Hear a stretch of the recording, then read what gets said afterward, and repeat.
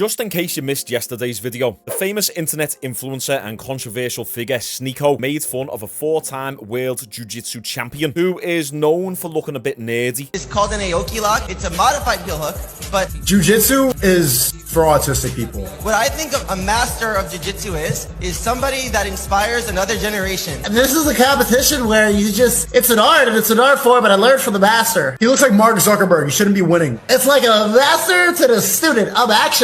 This is a leg heel lock. This jiu-jitsu athlete is called Mikey Musu. I don't know how it's pronounced. I thought I pronounced it right yesterday and some of you guys were still correcting me, but you know what you're getting on this channel. You're telling a Scouser to talk properly. Have realistic expectations, people. And although he looks a little bit timid and a little bit nerdy, he's quite the killer. Someone who you wouldn't want to mess with. If I'm walking down a dark street at night, I will happily have Mikey Musu on my side. Anyway, Mikey responded to Sneako by calling him out to a fight. And this is a professional athlete, we've got to remember. It's not just anybody, so people were surprised when we seen someone of Mikey's level stoop down to Sneako's level, and this was met with mixed reviews. Some people like the fact that Mikey called out Sneako and feel like Sneako needs to be put in his place, but a lot of people are now saying that Mikey is the bully because he's the professional fighter calling out someone who doesn't fight. Although I think through Mikey's perspective, he sees Sneako as a boxer because there's quite a lot of footage out there of Sneako sparring and boxing. My personal opinion is, why do trolls feel like they are untouchable? Just because you're provoking and antagonizing someone online doesn't mean that you're invincible. If there's an opportunity for someone to hold a troll accountable for their words and their actions, I'm all for it, because that's the way it is in real life. And the internet has made people far too brave with running their mouths because they can hide behind empty profiles. The internet has given everyone an opinion and everyone a voice, but a lot of people don't deserve an opinion or a voice because they haven't done anything in the real world. They are not valuable contributing members towards society. They are bums. Bit of a strong opinion, but it is my opinion. Because let's face it, if it was real life and Sneako said that to Mikey, he would get a crack. Now, that being said, the best way to deal with trolls is to ignore them because they feed off any response that they can get. This is something I've been working on. But regardless, Mikey done the video and people have been coming at Mikey for this. At the end of the day, Mikey has felt personally attacked and he dealt with it in a way that he knows how to, which is combat. So you can't really get mad at him for that, because if it was on the street and someone just insulted Mikey to his face and then he smacked them, 99% of people would be saying that the guy deserved to get smacked. Oh, but just because it's the internet, Mikey is in the wrong. He should take the high ground. Let the trolls just insult him personally and attack his voice and call him a nerd. They can say whatever they want. They hold all the power. No, some trolls deserve to get slapped. And that's why often professional fighters will invite the trolls to the gym and have a spar with them to humble them. Everyone feels that they're super hard and super smart on the internet, when in the real world, you're not. You're a dumb fanny. Anyway, credit where credit is due. Sneako responded and accepted the fight call out. I really want to get better at fighting because, once again, I want to reiterate, I'm going to be saying this throughout the stream.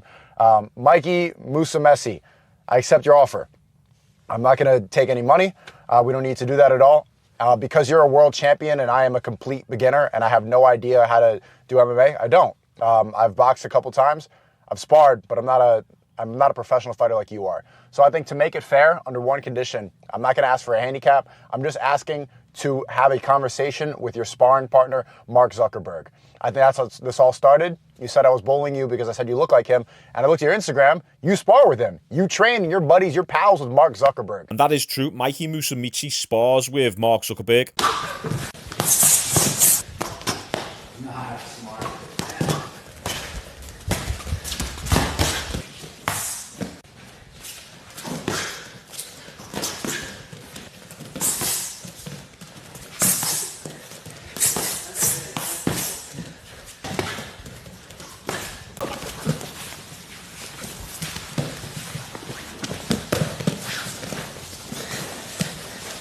What we really need to talk about in 2020-24 is the one issue that everybody is afraid to speak about: Zionism.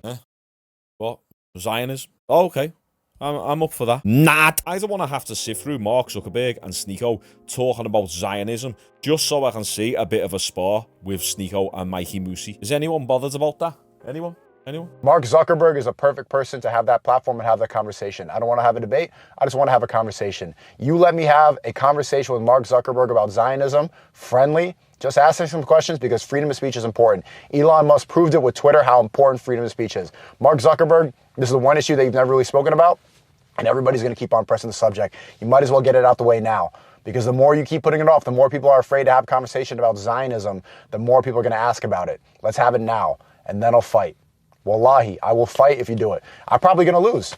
I'm going to be honest. You are a professional fighter, and I'm not. But I'm tired of people calling me a bitch and calling me a pussy. People are tagging me. Everybody looks like McLovin DMing me saying, this is going to be you. And it's like a broken shin splint. It's like, bro, like, you're next, pal. Like, I don't want to deal with that anymore, you know? So I might as well just get in the cage and do it.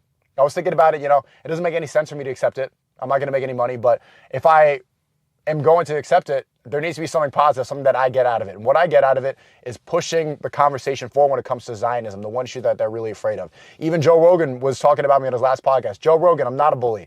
You need to look at the context. All I said was Mikey looks like Mark Zuckerberg, and he does. Mark Zuckerberg went on your podcast. Let Mark Zuckerberg come on mine. I just want to talk about Zionism. Well, that's a little bit strange, isn't it? Is there a narrative on the internet at the moment that I am not following right now? I know obviously you've got the whole Palestine and Israel stuff, which I just stay out of completely. I do not follow politics anymore, a single ounce. I might tune in for the 2024 election between Biden and Trump, just to have a little bit of popcorn and be entertained. So Sneako will have the fight with Mikey, provided that he can have a conversation, a talk, a podcast interview episode with Mark Zuckerberg about Zionism. I mean, pretty weird stipulations, but we just know that it's not going to happen. Like, what's in it for Mark Zuckerberg? Nothing really. At least Mark Zuckerberg going on the Joe Rogan podcast. It's the biggest podcast in the world. Sneako at the moment is banned on all platforms apart from Rumble, really. And yeah, Sneako will get battered, but he'll gain loads of respect in the process. Anyway, Mikey responded to Sneako accepting the fight. Alright, so obviously Sneako doesn't want to fight me, adding in all these stupid stipulations he knows will never happen. Typical bully. They talk and they talk, beyond the safety of their screen, or even in the bathroom, recklessly, and they never face consequences. There's so many people out there like him. My goal here was to stand up to a bully. Kids, get yourself into Muay Thai or Jiu-Jitsu so you can learn self-defense and you don't have to deal with idiots like Sneako. Mikey's message here is the exact same as my message on this channel. Get into martial arts so you don't have to deal with bullies and you can stand up for yourself and you can walk around the world, the earth, feeling confident with your chest held high. But if we take a look at the comments, everyone seems to be against them. Sneako would TKO you respectfully. Obviously, another troll with an empty profile, as always. Next, we got this guy. You are literally trying to force somebody to fight you who has no fighting experience. Sounds like a bully to me. Maybe Mikey doesn't realize how inexperienced Sneako is. He might have seen a lot of clips of him boxing and thinks that he can relatively handle himself. But here's another perspective. If someone was trying to bully me and they were 50 pounds lighter than me, maybe they were smaller than me, they've got no fight experience and certainly can't fight, but they're bullying me, I'm going to give them a crack.